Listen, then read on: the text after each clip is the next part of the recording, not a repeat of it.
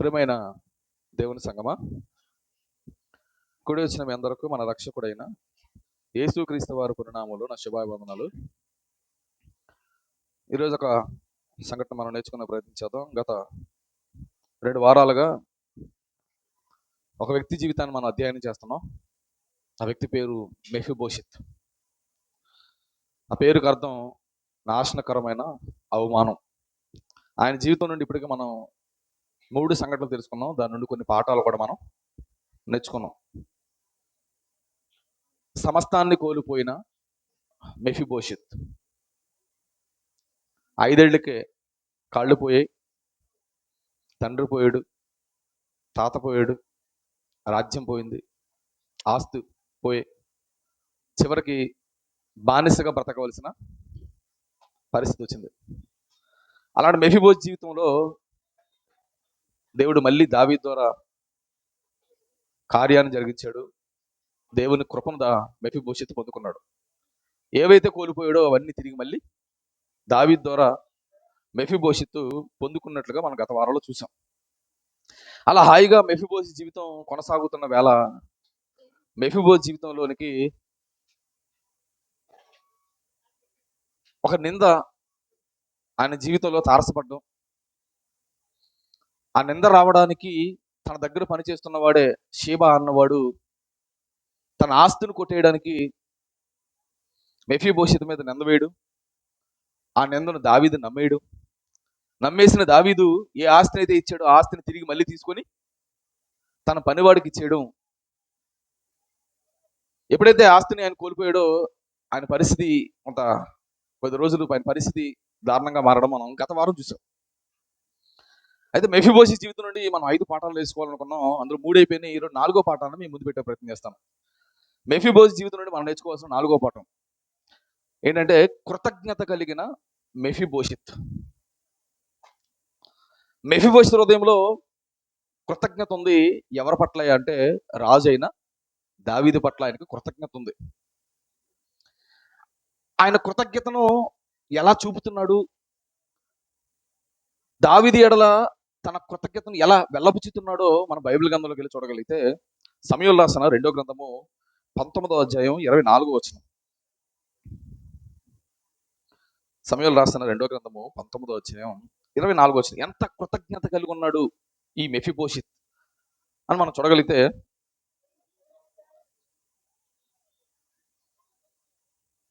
మరియు సౌలు కుమారుడగు మెఫీబోషెత్ రాజును ఎదుర్కొన్నట్టుకు వచ్చెను. రాజు అంటే ఎవరు?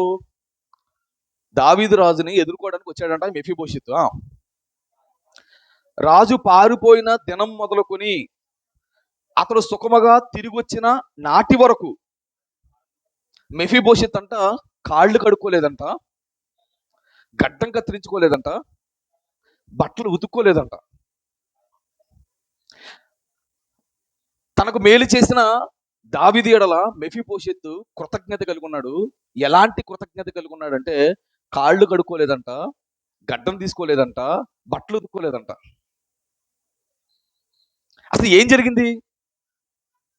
ఎందుకు ఇలాంటి కృతజ్ఞత కలిగి ఉన్నాడు? అసలు ఏం జరిగింది అని విషయంలోకి మనం ఆలోచించగలిగితే, మెఫీబోషెత్ జీవితం హాయిగా కొనసాగుతున్నప్పుడు రాజ్యంలో తిరుగుబాటు జరిగింది. అబ్షాలోము తన తండ్రి మీద తిరుగుబాటు చేసినప్పుడు దావీదు రాజ్యంలో ఏమవుతాడు? పారిపోతాడు అరణ్యానికి. అలా అరణ్యానికి పారిపోయిన దావీదు అరణ్యంలో జీవిస్తున్నప్పుడు ఏం జరిగిందంటే, తండ్రి ఏమో అరణ్యంలో ఉన్నాడు, కొడుకేమో సింహాసనం మీద ఉన్నాడు.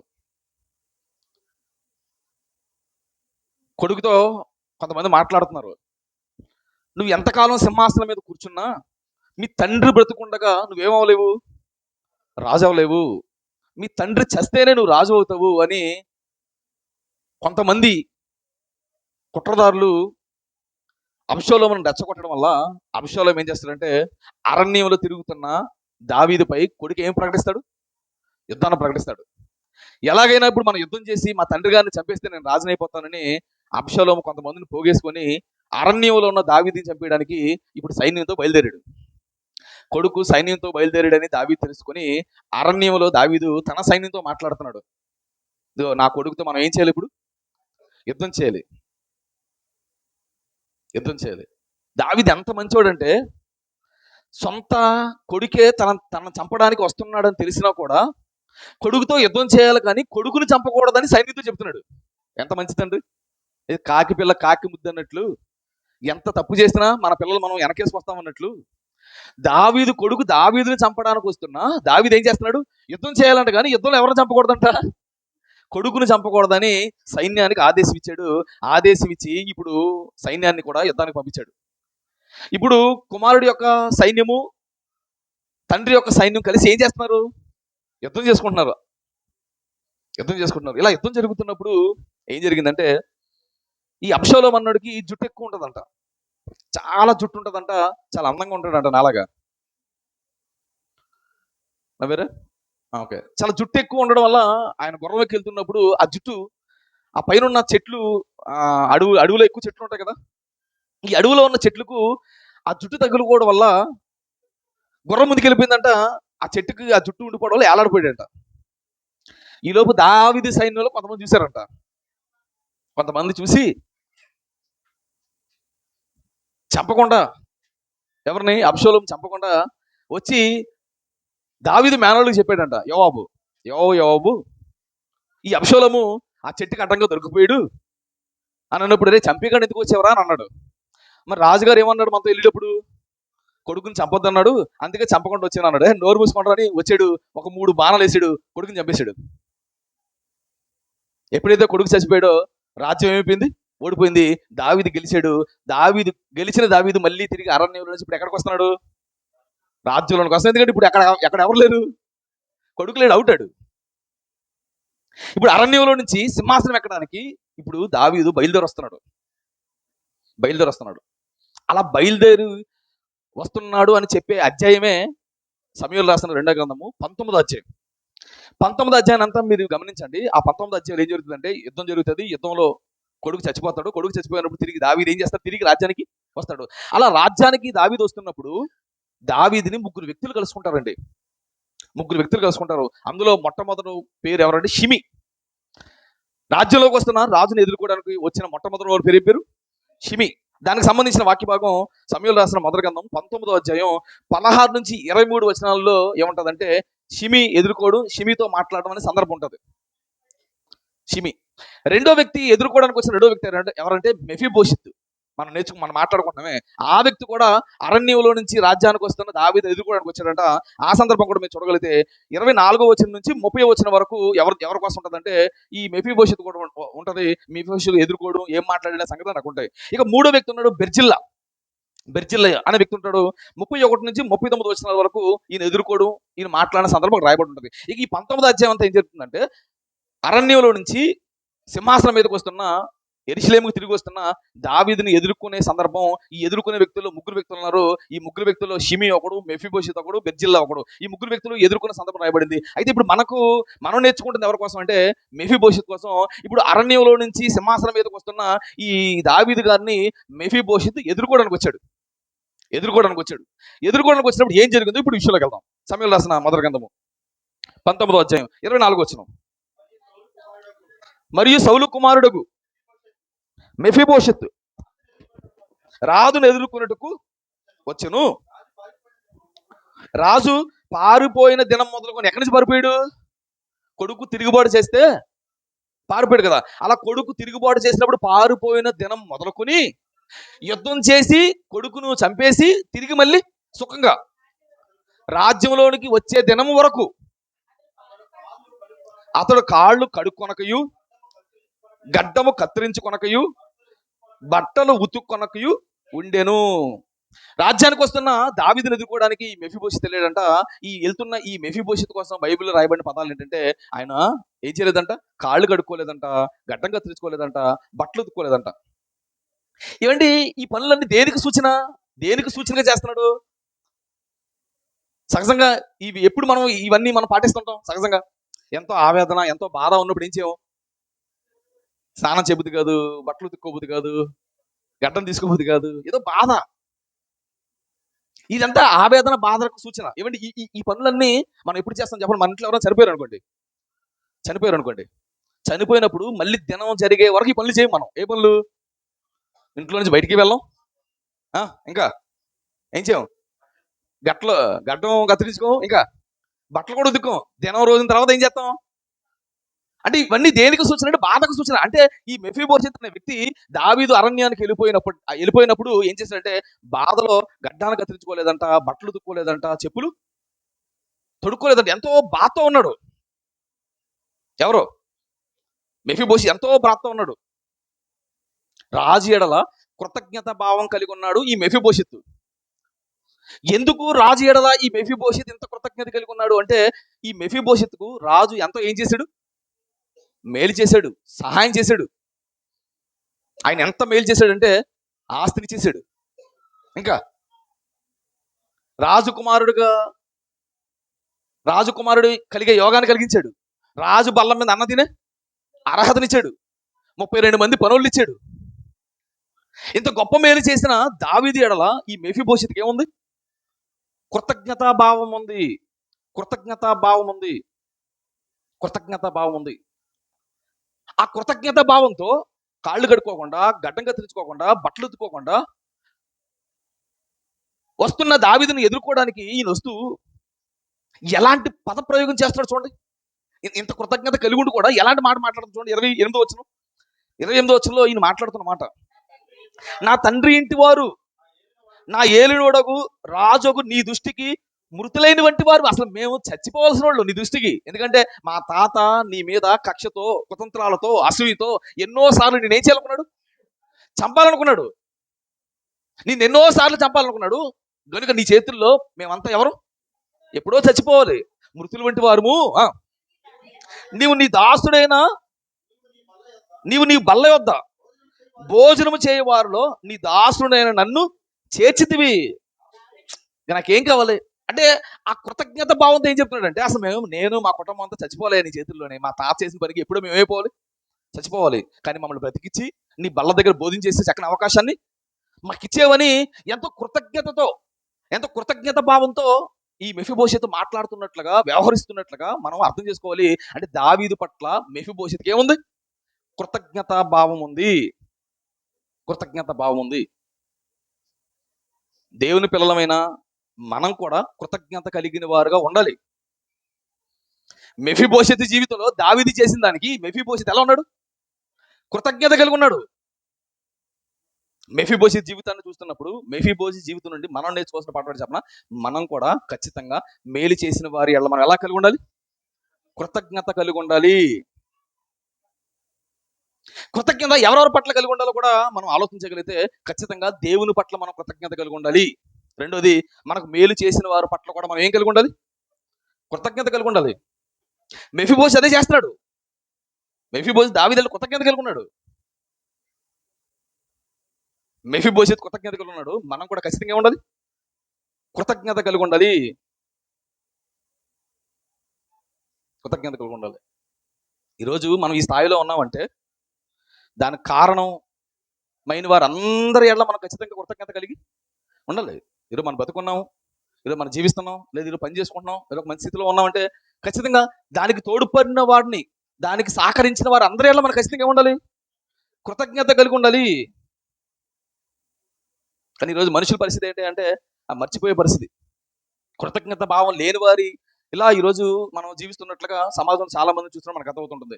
కానీ మెఫీబోషెత్ జీవితం మనకు నేర్పిస్తున్న పాఠం ఏంటంటే, అరే నాకు ఆయన మేలు చేశాడు కనుక ఆయన ఎడల నేను కృతజ్ఞత కలిగి ఉన్నాను. నా కోసం మీరు నేర్చుకుంటున్నప్పుడు మీకు మేలు చేసిన వారి ఎడల కూడా మీరు ఎలా ఉండాలి? కృతజ్ఞత కలిగి ఉండాలి.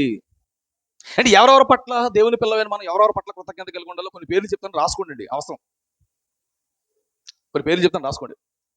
మొట్టమొదటిగా మీకు సువార్త చెప్పిన వారి పేరు మీరు గుర్తుపెట్టుకోండి, మర్చిపోద్దు. ఎప్పుడు కృతజ్ఞత కలిగి ఉండండి. ఆ వ్యక్తి సువార్త చేసి ఉండకపోతే మీరు దేవుళ్ళకి వచ్చే అవకాశం లేదు. మీకు సువార్త చేసిన వారి పేరు గుర్తుపెట్టుకోండి, వారి ఎడల కృతజ్ఞత కలిగి ఉండండి. మీకు దేవుని వాక్యాన్ని బోధించి వాక్యంలో పెంచుతున్న వారి పట్ల కూడా మనం ఏం కలిగి ఉండాలి? కృతజ్ఞత కలిగి ఉండాలి. గుర్తుపెట్టుకోండి. మూడోది, నువ్వు చదువుకోవడానికి నీకు ఎవరైతే సహాయం చేశారో వారి పట్ల కూడా మనం కృతజ్ఞత కలిగి ఉండాలండి. తల్లిదండ్రులు కానీ, లేదా మన తోబుట్లు కానీ, లేదా ఇతరులు ఎవరైనా సరే మనం ఎదగడానికి, మనం చదువుకోవడానికి సహకరించిన వారు మనం ఖచ్చితంగా మర్చిపోకూడదు. వారి ఎడల కూడా మనం కృతజ్ఞత కలిగి ఉండాలి. వ్యాపారం కానీ బిజినెస్ కానీ మనం చేయడానికి మనకు ఎవరైనా సహకరిస్తారే, సహాయం చేస్తారే, మేము ఉన్నాం నువ్వు చేయరా బాబు అంటారే, వాళ్ళు ఎంతో కొంత సహాయం చేయడం వల్ల మనం వ్యాపారం చేసుకొని లేదా బిజినెస్ నిలబడమే, వారిని కూడా ఎప్పుడు మనం ఏం చేయకూడదు, మర్చిపోకూడదు. ఎందుకు ఈ రోజు నువ్వు ఈ మంచి పొజిషన్లో ఉన్నావంటే వాడు ఎంతో కొంత ఆ రోజు ఏం చేశాడు, నీకు సహాయం చేశాడు. వారి పట్ల కూడా మనం కృతజ్ఞత భావం కలిగి ఉండాలి. ఇంకా నీకు పెళ్లి కుదిరితే, నీకు పెళ్లి అయితే, నీకు పెళ్లి చేసాడే, అదే పెళ్లి సంబంధం కూర్చాడే, వాడి పట్ల కూడా మనం కృతజ్ఞత కలిగి ఉండాలండి. చక్కని భార్య వచ్చింది, చక్కని బిడ్డలు వచ్చారు, చక్కని కుటుంబం వచ్చింది. ఆ పెళ్లి చేసిన, ఆ పెళ్లి కుదిర్చిన ఆ వ్యక్తులు కూడా మనం ఎప్పుడు మర్చిపోకూడదు. నీ కోసం ప్రార్థించే వారిని ఎప్పుడు మర్చిపోకూడదు. నువ్వు ఇబ్బందుల్లో ఉంటే పరామర్శించారు కదా, అనారోగ్యంలో ఉన్నప్పుడు కానీ, కష్టాల్లో ఉన్నప్పుడు కానీ, నువ్వు పస్తున్నప్పుడు కానీ వచ్చి పలకరించి నీకు సహాయం చేశారే, వారిని ఎప్పుడు నువ్వేం చేయకూడదు, మర్చిపోకూడదు. నిన్ను ప్రోత్సహించిన వారిని అసలు మర్చిపోకూడదు. ఏదో టాలెంట్ ఉన్నాడు గొప్ప కాదండి, ఉన్న టాలెంట్ని గుర్తించేవాడు కూడా కావాలి. దావీదు దగ్గర గొలియాతును కొట్టేసే టాలెంట్ ఉంది, కానీ సౌలు అవకాశం అయిపోతే ఏమంటే సౌలు అవకాశం అయిపోతే మనల్ని ప్రోత్సహించే వారిని, మన టాలెంట్ గుర్తించే వారిని కూడా మనం ఎప్పుడు ఏం చేయకూడదు, మర్చిపోకూడదు. వీరందరిని బట్టి ఇప్పుడు నేను చెప్పిన ఈ పేర్లు చెప్పిన వారిని అందరిని బట్టి దేవునికి మనం కృతజ్ఞతాస్తుతులు చెల్లించాలి. అప్పుడు ఖచ్చితంగా దేవుడు ఆనందపడతాడు. దేవా నీ వల్లే వీళ్ళందరూ నాకు ఏం చేశారు, హెల్ప్ చేశారని మనం దేవుని కృతజ్ఞతాస్తుతులు చెల్లిస్తే ఖచ్చితంగా దేవుడు ఏమవుతాడు, ఆనందపడతాడు. నేను ఇప్పుడు వరకు చెప్పిన ఈ పేర్లకు సంబంధించిన వారిని అందరినీ ఒకసారి మీరు గుర్తుపెట్టుకోండి. కుదిరితే ఫోన్ చేసైనా థ్యాంక్స్ చెప్పండి, కలిసినప్పుడైనా థ్యాంక్స్ చెప్పండి. నిజంగా ఎంత ఆనందపడుతున్నాడు, మనం చేసిన దాన్ని ఆడు గుర్తుపెట్టుకో మరి ఏం చెప్తున్నాడు, థ్యాంక్స్ చెప్తున్నాడని. ఆ థ్యాంక్స్ని బట్టి కూడా వాళ్ళు చాలా ఆనందపడతారు. వాళ్ళకి ఇంకో 10 మందికి సహాయం చేయాలనిపిస్తుంది, వాడు చేయబట్టే కదా నన్ను గుర్తుపెట్టుకున్నాడు అని ఇంకో 10 మందికి చేయాలనిపిస్తుంది. ఇంటికి వెళ్ళిన తర్వాత మీకు ఎవరెవరు సహాయం చేశారు, ఇప్పుడు వరకు మీరు నిలబడడానికి, మీరు ఈ స్థితిలో ఉండడానికి మీకు ఎవరైతే సహాయం చేశారో ఒకసారి గుర్తుపెట్టుకోండి. వాళ్ళ పేర్లు, కొన్ని పేర్లు వస్తాయి, వారికి ఫోన్ చేసి ఒకసారి థ్యాంక్స్ చెప్పండి, ఎంత ఆనందపడతారు. ఎందుకు విషయాలు చెప్తాను, కృతజ్ఞత భావన మనకు ఉండాలి. కృతజ్ఞత భావన మనకు ఉండాలి. కృతజ్ఞత భావన మనకు ఉండాలి. దేవుని పిల్లలైన మనం కృతజ్ఞత కలిగిన వారుగా ఉండాలి. కృతజ్ఞహీనులుగా మనం ఎప్పుడు ఉండకూడదు. కానీ ఈ రోజున పరిస్థితులు ఎలా ఉన్నాయంటే, విశ్వాసులుగా ఉన్నవారు సైతం ఎలా ఉంటారు, ఎలా మారిపోతారో దేవుడు చెప్తూ తిమోతికి రాసిన 2వ పత్రిక 3వ అధ్యాయం, తిమోతికి రాసిన 2వ పత్రిక 3వ అధ్యాయం మొదటి నుంచి, అంత్య దినములలో అపాయకరమైన కాలములు వచ్చినని తెలుసుకునము. ఎలాగనగా మనుషులు ఎలా మారిపోతారో చెప్తున్నాడు. స్వార్థపరులంట, ధనాపేక్షలంట, వింకమలాడువారంట, అహంకారులంట, దోషకులంట, తల్లిదండ్రులకు అవిధేయులంట, కృతజ్ఞత లేనివారంట. అంటే చేసిన మేలును కూడా మర్చిపోయి కృతజ్ఞహీనులుగా జీవిస్తున్నారంట. కానీ ఎప్పుడు దేవుని పిల్లలుగా ఉన్న మనం ఎప్పుడు కృతజ్ఞహీనులుగా మనం ఉండకూడదు. కృతజ్ఞత కలిగి ఉండాలి. మీ జీవితంలో ఎవడు మేలు చేసినా ఆ మేలుని ఖచ్చితంగా మీరేం చేయాలి, గుర్తుపెట్టుకోవాలి. నేను నా జీవితంలో, నేను సేవకు వచ్చిన రోజు నుంచి ఈ రోజు వరకు నా జీవితంలో ఎంతో మంది నాకు సహాయం చేశారండి. ఎంతో మంది సహాయం చేశారు. వారి పేర్లన్నీ నేను రాసుకున్నాను. ప్రతిరోజు వీరి కోసం ప్రార్థన చేస్తానండి. మళ్ళీ తిరిగి నేను వాళ్ళకి మేలు చేయలేకపోవచ్చు, నాకు ఆ స్తోమత లేదు, మేలు చేయకపోవచ్చు. ఖచ్చితంగా వాళ్ళ కోసం ప్రార్థన చేస్తాను. కానీ వాళ్ళకి కీడు చేసే ప్రయత్నాలు ఎప్పుడు చేయలేండి నేను. మీరు గుర్తుపెట్టుకోండి, మీకు మేలు చేసిన వారికి మీరు మేలు చేయకపోయినేం కాదు, థ్యాంక్స్ చెప్పకపోయినేం కాదు, మనసులో కూడా వారి కోసం వారికి కీడు చేయాలని ఆలోచన మనకు కలిగి ఉండకూడదు. ఇది కృతజ్ఞత లేని తత్వం. ఒక కృతజ్ఞత కలిగిన ఒక దేవుని పిల్లగా మనం ఎలా ఉండాలంటే, మనకు మేలు చేసిన వాడికి తిరిగి మేలన చేయాలి, లేకపోతే నోరన్న మూసుకొని ఉండాలి. మనం మేలు చేయము, థ్యాంక్స్ చెప్పం, అవసరం ఏం చేస్తాం, ఆయన బాడీ చేస్తాం. వద్దండి. మేలు చేయడానికి ప్రయత్నించండి. అందరిని గుర్తుపెట్టుకోండి. ఈరోజు నీ పరిస్థితి ఏంటి, ఈరోజు మంచి స్థితిలో ఉన్నావా, ఈరోజు నువ్వు నిలబడి ఉన్నావా, నీ పరిస్థితి ఏంటి, ఎవరెవరు సహాయం చేశారు గుర్తుపెట్టుకో. అందరి జీవితంలో మేలు చేసి ఉంటారండి. ప్రతి మనిషి జీవితంలో ఎవడో ఖచ్చితంగా ఏం చేసి ఉంటాడు. ఎవడో మేలు చేయకుండా నువ్వు నిలబడి ఉండవు, ఎవడో మేలు చేయకుండా నువ్వు ఈ పరిస్థితిలో ఉండవు. ఖచ్చితంగా ఏం చేసి ఉంటాడు, మేలు చేసి ఉంటాడు. అందరిని గుర్తుపెట్టుకోవాలండి, అందరిని గుర్తుపెట్టుకోవాలి. నేను ప్రతిరోజు ప్రార్థన చేస్తానండి. నేను ఈరోజు బట్టలు వేసుకున్నానంటే బట్టలు ఇచ్చి పేరు గుర్తుపెట్టుకున్నాను, అన్నం పెట్టినోడు పేరు గుర్తుపెట్టుకున్నాను, నన్ను ప్రోత్సహించేవాడు పేరు గుర్తుపెట్టుకున్నాను, నాకు సువార్త చేసేవాడు పేరు గుర్తుపెట్టుకున్నాను. ఈరోజు నేను ఏది చేస్తే ఆ విషయంలో నాకు సహకరించిన పేర్లను గుర్తున్నాయండి. నాకు అనిపిస్తుంటుంది వీళ్ళందరి కోసం ఓ పెద్ద వేదికేసి ఊరందరూ పిలిచి వీళ్ళందరి కోసం చెప్పాలని కోరుకుంది. చెప్తాను ఒకరోజు ఖచ్చితంగా. మేలు చేసిన వాడు మనం మర్చిపోకూడదు. మెఫీబోషెతు జీవితం నుండి మనం నేర్చుకోవాల్సిన పాఠం ఏంటంటే, మెఫీబోషెతు కృతజ్ఞత కలిగి ఉన్నాడు, కృతజ్ఞత కలిగి ఉన్నాడు. మరి నీ ఎడల ఎవడైనా మేలు చేస్తే నువ్వు కృతజ్ఞత కలిగి ఉన్నావా? ఏమండి? నువ్వు కృతజ్ఞత కలిగి ఉన్నావా? దేవుని పిల్లలుగా మనం ఖచ్చితంగా ఏముండాలి? కృతజ్ఞత కలిగి ఉండాలండి. కృతజ్ఞత కలిగి ఉండాలి. ఆ భావం నీకు ఉండాలి, ఆ ఆలోచన నీకు ఉండాలి. ఒక్కసారి మనల్ని మనం పరిశీలించుకుందాం. మెఫీబోషెతు జీవితం మనకు నేర్పిస్తున్న పాఠం ఏంటంటే, మెఫీబోషెతు తన జీవితంలో తనకు మేలు చేసిన వాడిని ఏం చేసుకున్నాడు? గుర్తుపెట్టుకున్నాడు. గుర్తుపెట్టుకొని గడ్డం కత్తిరించుకోలేదంట, కాళ్ళు కడుక్కోలేదంట, బట్టలు ఉతుక్కోలేదంట. అసలు సంతోషంగానే లేడంట. తిరిగి వచ్చే వరకు ఆయన కోసం ఏం చేస్తున్నాడు? వెయిట్ చేస్తున్నాడు. ఏంటి ఇక్కడ ఒక విషయం చెప్పనండి. ఇక్కడ ఒక విషయం చెప్పనా? ఈ మెఫీబోషెతు జీవితంలో దావీదు మేలు చేశాడు. మేలే కాదండి, దావీదు మరొక పని కూడా చేశాడు. తన దగ్గర పని చేస్తున్న పనుడు మెఫీబోషెతు యొక్క ఆస్తిని కొట్టేయడానికి మెఫీబోషెతు మీద నిందేశాడు. ఆ నిందను నమ్మేశారు ఎవరు? దావీదు నిందను నమ్మేసి ఏం చేశాడు చెప్పనా? ఆ ఆస్తి మొత్తం తీసుకెళ్ళి వేరే వాళ్ళకి చేశాడు. దావీదు దావీదు మెఫీబోషెతుకు మేలు చేశాడు, కీడు చేశాడు. ఏది గుర్తుపెట్టుకున్నాడు? మనం గొప్పోళ్ళు మేలు గుర్తుపెట్టుకోం. ఏం గుర్తుపెట్టుకుంటాం? కీడే. నాకు తెలిసి మెఫీబోషెతు కూడా కొంచెం బాధ అనిపిస్తుంది. ఏంటో నా ఆస్తిని తీసుకెళ్ళి ఆడికి ఇచ్చేసాడు, నేను తప్పు చేయకపోయినా నా మీద ఏమేస్తాడు? నిందేసి అబద్ధం నమ్మేశాడు అని ఖచ్చితంగా మెఫీబోషెతు బాధపడాలి. కానీ మెఫీబోషెతు ఆ విషయాన్ని పట్టించుకోలేదు. కానీ మేలు చేశాడు, మేలు మాత్రమే గుర్తుపెట్టుకున్నాడు. అంటే నా జీవితంలో చెప్తాను కదా, నాకు మేలు చేసిన వాళ్ళందరి పేర్లు గుర్తుపెట్టుకు ప్రార్థన చేస్తాను కదా. ఈ మేలు చేసిన వాళ్ళలోనే చాలా మంది నాకు కీడు కూడా చేశారండి. కీడు చేశారు, చేస్తున్నారు కూడా. వాళ్ళు చేసిన కీడుని నాకు కీడు చేశారు కదా తిరిగి కీడు చేయాలనుకోవట్లేదు ఎప్పుడు వాళ్ళకి. నేను వారు కీడు చేసే వాళ్ళ కోసం కూడా ప్రార్థన చేస్తున్నాను. నేను దేవాలు బాగుండాలని.